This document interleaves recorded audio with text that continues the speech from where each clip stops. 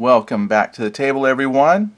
And camera's wobbly. Okay, this is the messy table because I wanted to talk about the beginnings of painting these little people. And I know this is a top-down view. I'll bring the camera down. You can look at them. But yeah, so this is my first fully painted Napoleonics ever. And it's difficult. It's not easy. So I'll share some of my tips, some things I did, and we'll kind of go from there. Now, there's been quite a few nice comments that have come in on the YouTube. People, giving encouragement and saying, yeah, it's not easy, but you can do it. And you can. So I'm going to share some ideas. So first of all, the bag of troops that you get, there's a bunch. So what I did, I think I've kind of messed them together as I was painting. What I tried to do is break it down evenly into groups of 10, because you're going to fit, because I looked at the picture on the website and it shows 10 figures. And you drop them and pick them up, but you're going to get 10 here on the back side, and you leave the front open as much as possible because that represents the ground between the two bases, like when they meet. So even though you put the bases together, there's still space for skirmish fire and things like that. So put them on the back side, and then they just crammed a whole bunch of infantry on there. So I didn't want to call it a tutorial because they're not tutorial ready type of things, okay? But what I did was, first, let me see if I can bring it in a little bit more here. Whoa! Without causing whiplash on anybody here. Just trying to work the camera. It's a one-man show. Okay, you with me? Alright, one-person show here. I've got some books and things in the way causing shadows from my light. Let's see if I can... Yeah, that didn't help.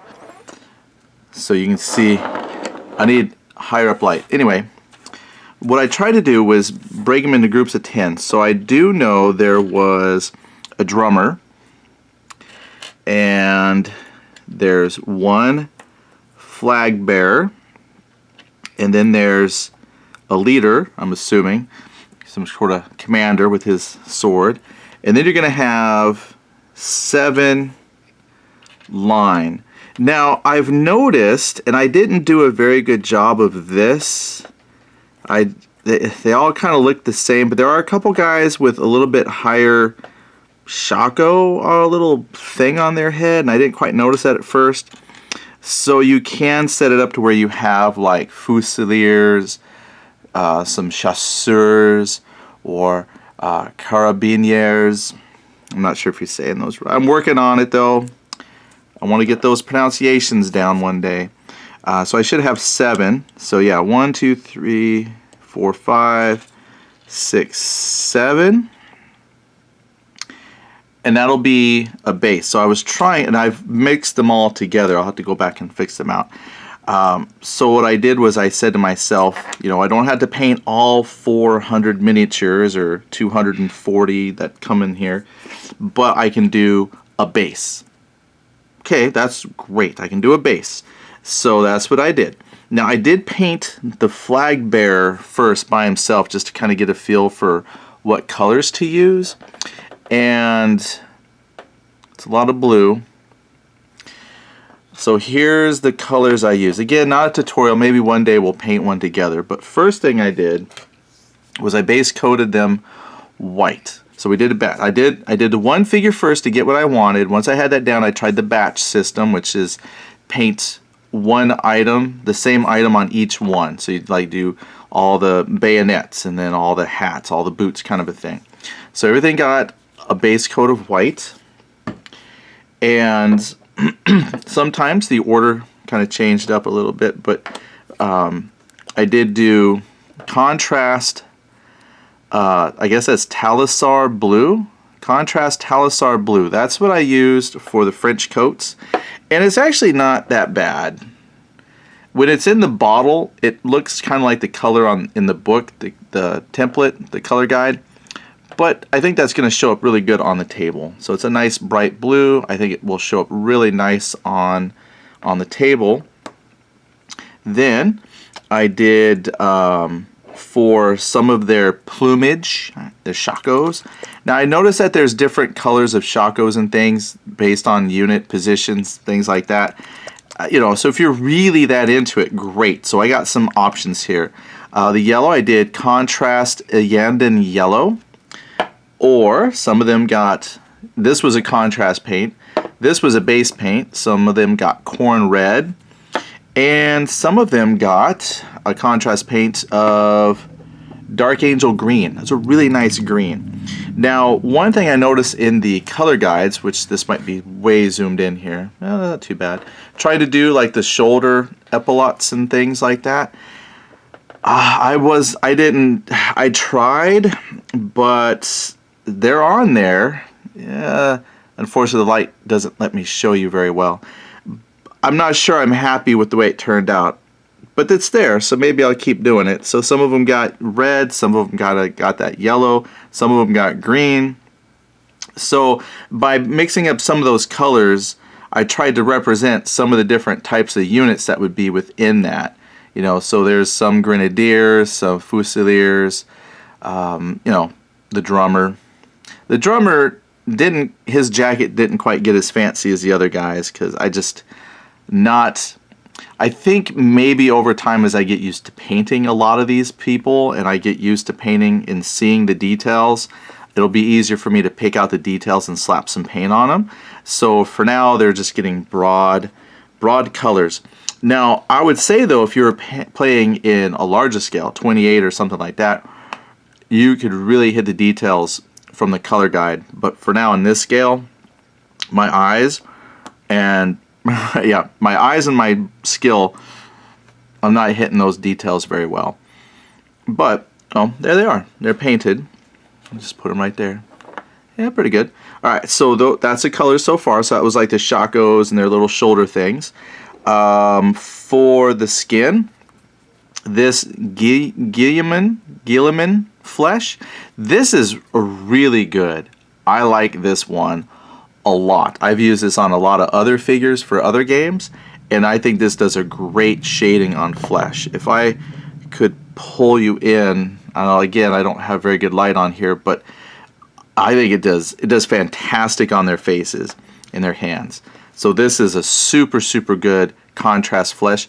I like it because it seeps in between like their fingers, or it sinks into like the eye sockets, things like that. So it gives them a little bit of definition in the face instead of just being like one solid color of flesh. So it's really nice. And it even shows it really good on these small figures. Then for the black, so like their hats, luckily so far everybody wears black hats, and I'm assuming black boots, so that's cool. So I'm using contrast black Templar. Because the figure's so small and there's not a whole lot of like crevices on the boots, they're just kind of black, so you probably wouldn't need to waste your contrast on that. Same with like maybe this blue. There's a little bit of sinking in, but it's so small that the contrast effect gets kind of lost on these small figures. So I will probably not use the contrast paints. I'll go and probably switch all to Army Painter. But just because, you know, the contrast paints are kind of pricey, and if you're not going to see the effect on something that small, might not use them. But I tried. I wanted to give it a shot. But that's what I used for this group. Then I have for like the backpacks. I notice the backpacks are kind of gray. They're not necessarily brown. In fact, the color guide shows some different colors of like bedrolls and things like that. So I use this contrast basilicanum gray for the backpacks. And this turned out okay on the backpacks.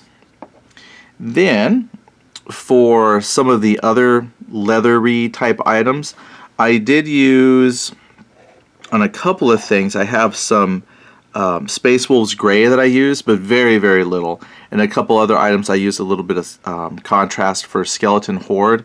Again, just on some things that look kind of like leathery that wasn't quite the backpack. Just to give a little bit of some details. And then what I did was the white, their jackets and things like that. it without any kind of like contrast, it's very just, it's all white and bright, and you can't see any details in their front coats and things or any of the folds in the pants. So what I did was I went over all the white spots with a little bit of contrast Apothecary White, and I'll probably continue to use this because what this does is it looks very gray, but it's very runny, and what it does is it settles in the crevices of your white and gives this a very light gray shading effect. So if you really were to hold one of these guys up and looked at their shirts and things, you can see better now kind of the pleats and whatnot on the jacket, and you can see kind of the folds in the pants. So I'll probably continue to use this Apothecary White even if I switch to different paints for the rest of it. But that was pretty much it. So I just tried the batch method folks recommend. I've used it on bigger figures too, but actually it was pretty nice on these small ones because I was able to knock out these 10 figures. I didn't even try at the time I was watching a movie, had my kid hanging out, so it probably took longer than if I just dedicated myself to it. But I'm sure like anything else, once you start nearing 200 of these or more over time, you'll just start to whip them out. Just, but they're done, so I've got them. Now to base, what I did there was I've got a couple of items. I just went with a couple of things to begin with here. I've got some other items I could try for basing, but I thought I'd go somewhat simple. What I did first was, on one of the bases, I'll do the base right now because this will give it a chance to dry, because I might try painting some Russians tomorrow. That way I can have one base of Russians and one base of my French. So here's how I did the base for this. Guess you can see that. What I did, just to get some variations on, say, the ground, like if you were going to call this the ground, I take some glue and I'm just going to put a couple of like high points of interest, like so. Then after I got a couple high points of interest, I'm going to stick it in the rock. So I'm not coating the whole base in this rock, just a few little spots to give it a few interesting highlights, high spots. Now I'll be honest, once you start cramming everything down, some of that is lost a little bit. On a couple of these I can see where the rocks are kind of pushing up around their feet. So probably what I'll do for the future is emphasize that effect more on the area where you don't put the troops. I just thought of that just now. That way you might see a little bit of variation in the terrain. So this back part where they're standing can be flat as flat can be, because once you start shoving people down with the glue to try and put them in place, it sometimes kind of displaces that rocky area. But for now we have some interesting points here on there. Then let me cover that up, because if I don't, I know me, that's going to get knocked all around. So the next one then, I bought this a long time ago. This is super green, but this is some really fine chopped foliage grass stuff. So what I'm going to do now is put that on the base. So hopefully they don't fight anywhere except in really dark green grass areas. And then I'm just going to cover all that with the glue here.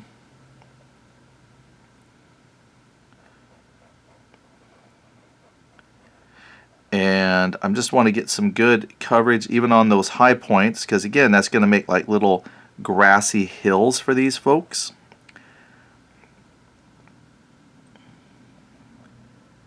And that gives quite a bit there. A lot of glue, which is fine because it's going to dry nice and solid. So there, I probably put the glue on there off camera. Sorry you missed that. But now I'm just going to stick it right down like that and push. Push, push, push. Give that a second or two to collect. And then I'm just going to tap and try to get a lot of this excess. I've seen some people do this type of thing where they then take all this turf and they'll like dump it onto the figure, but I found this is actually, because this is small, what a nice, the flock, what a nice way just to keep it all here in this container. I think it cuts down on the mess a little bit, so I'm just gonna dump it face down into the flock. Of course, a lot of you probably all like, well, how else? Yeah, how would you do it any other way, Eddie? Of course you do it that way. Well, because I used to be one of those folks that would take like my figure and I would have the figure on the base. I'm learning now it's probably better just to base it up now, get it the way you like, and then stick figures. Because the way I used to do it is I'd put the figure and then I would base around it, and that's really kind of a pain. So I could actually spend a day maybe just prepping all the bases. But that looks pretty good. And again, I still have some of those highlighted areas. I guess if you really wanted those highlighted areas noticeable, you're going to have to put a lot more rock on there. But as I'm holding it, I can see little mounds, little hills that they can stand on.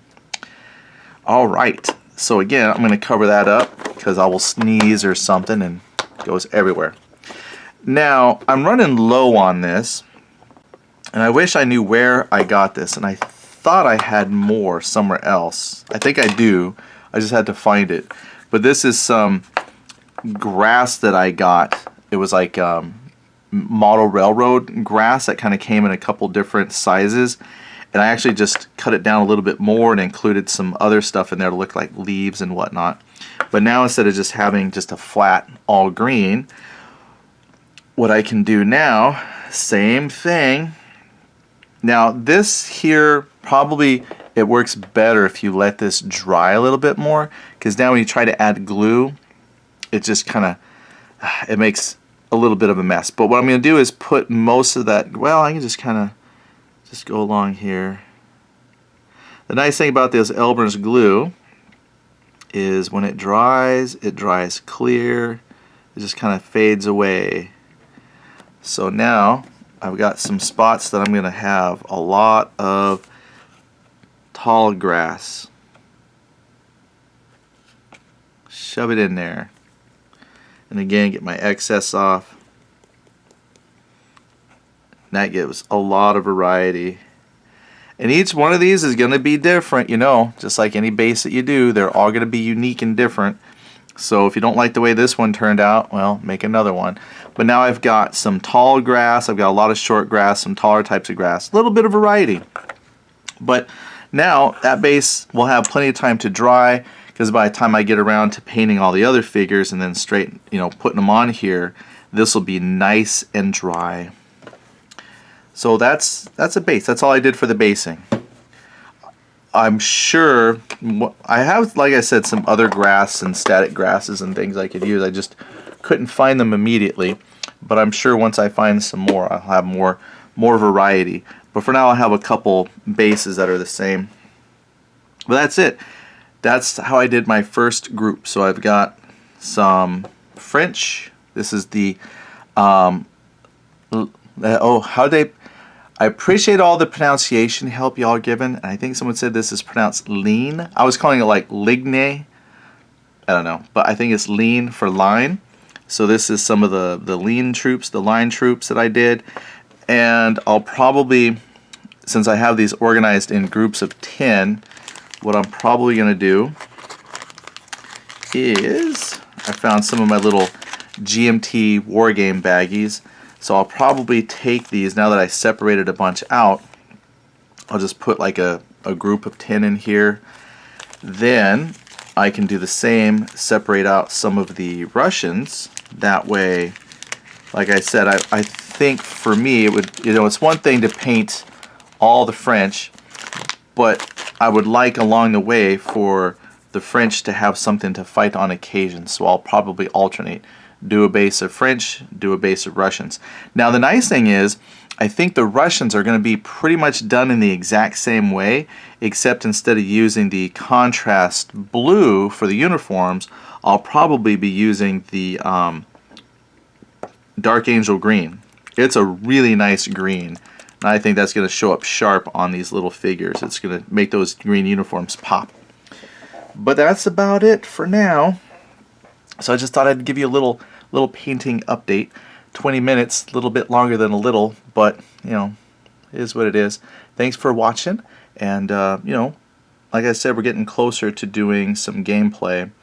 I just have to clear the table of the hobby stuff, and we can start, you know, doing some, maybe not a full game, but I want to start like practicing some of the rules, putting the rules to action. So I'll probably, like I said, I'll paint up one more French unit, and then we'll have a bunch of Axis and Ally stuff, and then these will be the elite, because the prettier they look, the more elite they are. Alright, thanks for watching, and we'll see you on the next video. Bye.